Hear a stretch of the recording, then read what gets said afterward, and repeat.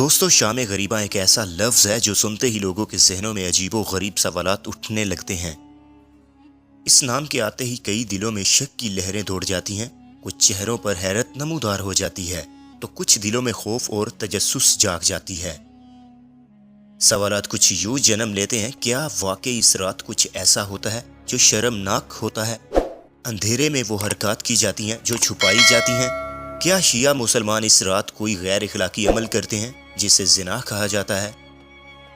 इसीलिए कहा जाता है कि रोशनी बुझा दी जाती है। ये सवालात सिर्फ सुन्नी मुसलमानों तक महदूद नहीं बल्कि तमाम मुसलमानों और गैर मुस्लिमों के जहनों में भी शक व शुबहात और तजस्सुस पैदा करते हैं।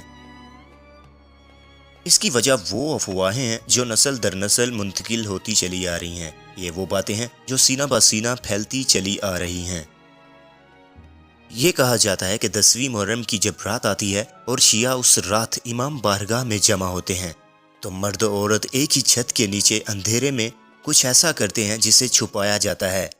इसीलिए इस बारगाह को बाहर से बंद कर दिया जाता है और बच्चों को बचपन ही से सिखाया जाता है कि शाम गरीबा की रात कुछ गलत होता है। यूं कहा जाता है कि जवान लड़कियों के साथ जिना किया जाता है और बच्चों का खून निकाल कर पानी और न्याज में मिलाया जाता है। यानी बेहयाई वाली वो हरकत और बच्चों का खून निकालना, ऐसी ही कुछ बातें सुनने को आई हैं। ये सभी बातें सुनकर कई नस्लों के ज़हनों में खौफ और तजस्सुस भर दिया गया है।